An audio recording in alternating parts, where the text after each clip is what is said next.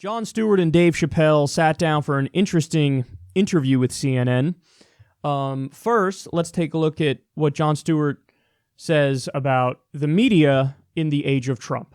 So do you think, because obviously we're all caught up in this sort of daily Trump fest. I mean, every single newspaper, every radio station, every bit of social media. You got to make money too. Well, it's dissecting. You got bills to pay, man. You got electric bills. You got food. You know, this guy he's giving you all cash. The cash flow in the Trump era for these TV stations and for these news. Can I say that might have been an issue, and maybe it still is an issue for the people who are the bean counters, but we, the journalists, I think, believe that our job is to navigate the truth and to do the fact-checking and all the rest of it. So I think that's what motivates a lot of people. But I think the journalists have taken it personally. Okay, They're that's interesting. personally wounded and offended by this man. He baits them, and they dive in. And what he's done well, I thought, is appeal to their own narcissism, to their own ego. Because what he says is, and the journalists stand up and say, "We are noble, we are honorable, how dare you, sir?" And they take it personally. And now he's changed the conversation to not that his policies are silly or not working or any of those other things. It's all about the fight. He's able to tune out everything else and get people just focused on the fight. He's going to win that fight. You know, even Bob Woodward said that in his book on the Trump White House that a lot of journalists are too emotional about this. But it's hard for us to be dispassionate when words from the White House are aggressive against us and you know, raise the specter of violence against us. Think of the communities. No, we're used to it, believe me. Think of the communities. We've been out of there color. in the field. Think of Muslims. Think of the black community. People, you know, when journalists rise to this outrage of how dare you say this about us, think of the lives that they've been leading under this and what they've been put under. But I'm less interested in his insults and more interested in his injuries, in the people that are being hurt. Yeah, that was brilliant. Everything he said was correct, and it's not an opinion that you hear oftentimes in the mainstream media. What he's saying is, listen, you guys get sidetracked by the personal bickering, and that becomes the main story, and you completely lose focus, if you ever had any focus at all, on his policies and what he's actually doing as president. And this is an incredibly substantive critique of mainstream media because, again, they were never really good, especially on TV, at discussing policies in depth. But now, I mean, that is totally out the window, and it's like, what absurd thing and mean thing did Donald Trump tweet today? What's the line in one of his rallies that we can harp away on for 24 hours straight? How can we clutch our pearls and say, "How dare you, sir? You're being so incivil." Incivility is not, something that lands with as powerful a punch as the people in these elitist media circles think it is. It's just not. It's just not. In fact, many people were attracted to Trump because of that. You know, I still remember back when the Republicans, when they were during the primary, when the establishment Republicans were trying to take Trump down, they came up with an ad where it's just Trump cursing for like 45 seconds straight. And at the end of it, it's like, "What about our children? Our children cannot know that mean words exist." And it's like, you idiots, that's basically a fucking advertisement for Trump. Because you're feeding in to how he's trying to portray himself. He's trying to portray himself as like, yeah, I'm this politically incorrect, tell it like it is, anti-snowflake guy who's going to bust up the establishment and the elites, and I'm going to fight for the working man. And you guys hate the establishment, right? Well, me too. I'm on your side. You're doing his work for him. And again, the way Stewart describes it is exactly correct. He says, you guys, the reporters, are personally wounded and offended by what Trump is saying. So then you spend the time trying to defend your own dignity and your own honor. And I would say they overreach on that front. Every time Trump screams something about fake news. Now, let me be clear. It's not like Trump is screaming it and he's correct because he just screams that at any story that paints him negatively. But oftentimes the response in the establishment media circle is to say, "Oh, a free press is the most important thing in a democracy. And you need to understand that we're upholding our constitutional values. And we are the defenders of America from the likes of Donald Trump. That's what we are. And it's so self-important and it's so smug and they're sniffing their own farts and there's no acknowledgement that maybe there are areas where the press has been utterly disastrous and have been like that for a long time. The same people cheered on Donald Trump when he bombed Syria. We're a check on government power, and that's why we're so special. We're the free press. Well, then why the fuck was Fareed Zakaria saying, today's the day Trump became president when he bombed Syria? Why was Brian Williams talking about the beauty of our weapons when they take off? Whenever we actually need an adversarial press, they're nowhere to be found and they're doing propaganda for the bad guys in government. Look at the lead up to the Iraq War. I mean, there's no way the Iraq War could have happened without a complicit establishment media. Because they were just doing the propaganda for the Bush administration, and whatever they said, they just ran with it as if it was true, as if it was factual. They didn't fact check. They didn't fight back against it. And the list goes on and on. I mean, and then whenever there's something that actually would be a good idea coming out of the government, the press is there to shit on it. Jake Tapper shitting on Medicare for All, even though Bernie Sanders was right in everything he said about Medicare for All. Wolf Blitzer telling Rand Paul, hey, why would we want to stop arming Saudi Arabia? I mean, isn't that going to hurt the profits of defense contractors?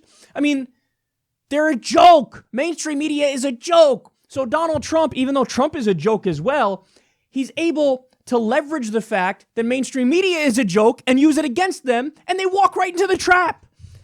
I'm defending my honor. Mainstream media has done nothing wrong, good sir. And mainstream media has lower approval ratings than Trump. So when regular people, even people who don't like Trump, watch what's unfolding, they roll their eyes and they go, okay, here we go again, these self-important smug douchebags. Guys, you lost. It wasn't just Hillary Clinton that lost to Donald Trump. It was Hillary Clinton and the entire fucking establishment press that was backing her. You lost. Maybe come up with a better fucking strategy. Maybe do your job as you're supposed to do it, which is focus on the policies. This fucking condescending, pedantic thing. It's like, well, the American people, they wouldn't like it if we focused on policies. My ass cheeks, they wouldn't like it. Are you fucking kidding me? You got people out there who don't have health insurance. 29 million Americans don't have health insurance. Half of workers in America make $30,000 a year or less. Are you kidding me? They would love it if there was a watchdog looking out after the people who are fucking them over with policy on a daily basis. But you don't do that. You buy into the he said, she said bullshit soap opera angle of what's happening, and you make him stronger, and that's the point. So he says they're personally wounded and offended by him, and he says, I don't care about who he's insulting. I care about who he's injuring. You see the difference there? Who's he insulting? Oh my God, he called Stormy Daniels horseface on Twitter. How unpresidential. Sure, it's unpresidential. Of course, it's unpresidential. Does that merit fucking 24 hours straight of straight coverage at the same time that he's going around saying, I'm going to protect your pre-existing conditions, and his administration is in the middle of a lawsuit to try to take away the pre-existing conditions protection? I know which one of those stories should get more coverage, but guess which one did get more coverage? The fucking Stormy Daniels one. So Jon Stewart says, I don't care about who he's insulting. I care about who he's injuring. You know what that means? Focus on the fucking policies. I know, oh my God, your establishment media snowflake feelings are hurting. Oh, woe is you. There's been a 432% increase in drone strikes since he's been in office. How many innocent people have been killed by that? And how much time have you taken covering that very important issue? Next to none.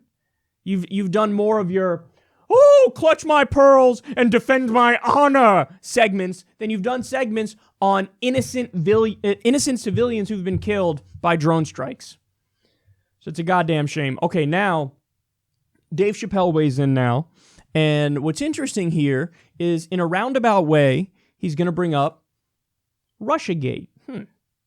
That's strange. Let's see what he has to say. In terms of a resurgence of the country being divided along racial and class lines and gender lines and all that, I feel like that's always with us.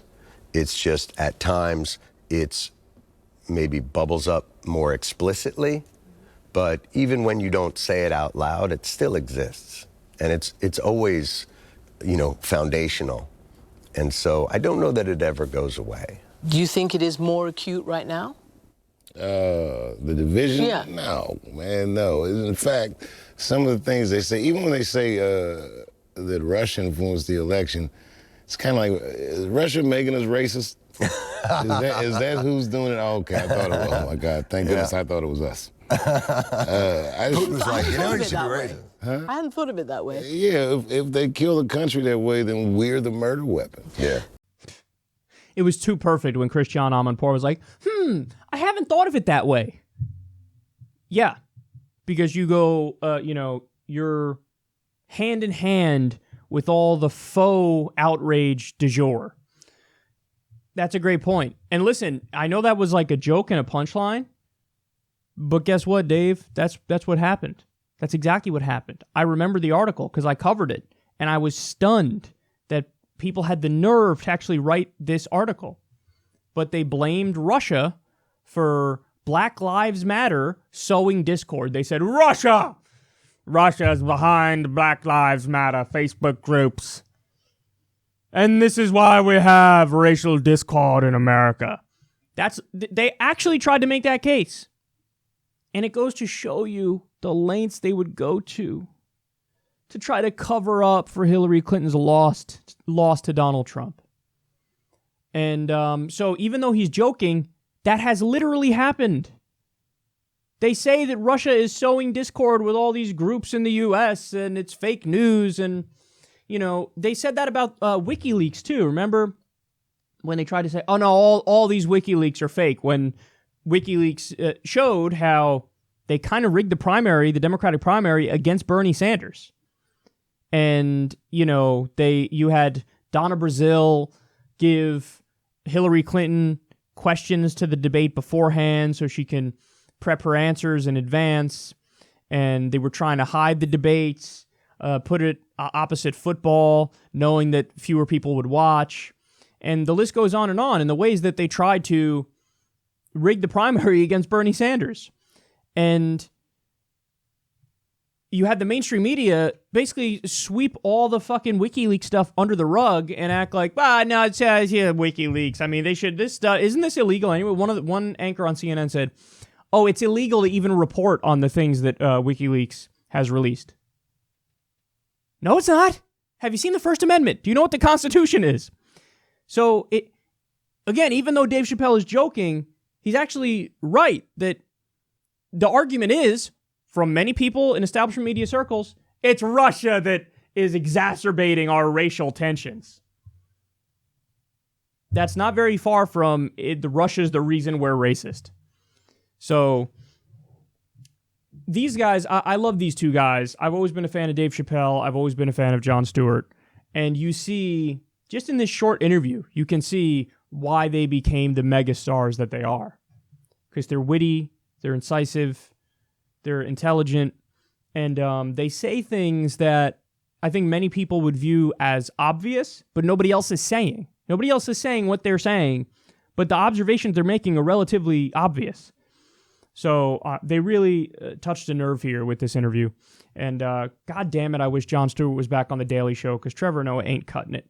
I thought Trevor Noah was good the first few episodes he did, but then, there were a few instances of politically correct backlash about some jokes he made, and then he just became like a standard doctrinaire Democrat where there's nothing witty or clever. The thing about Jon Stewart that was clever is that he was actually going after powerful people in both parties, and he would pull no punches, and he didn't care about politically correct backlash. Well, Trevor Noah's not like that. He's not like that. He's just a standard doctrinaire Republican, or Democrat, excuse me. Obviously not a Republican. And then you have Dave Chappelle. I mean, the Chappelle Show was genius. And then now his stand-up is genius. Every time I watch one of his stand-ups, I love it. But yeah, these guys have a lot of substance to share with everybody. So the more they're out in public, the better.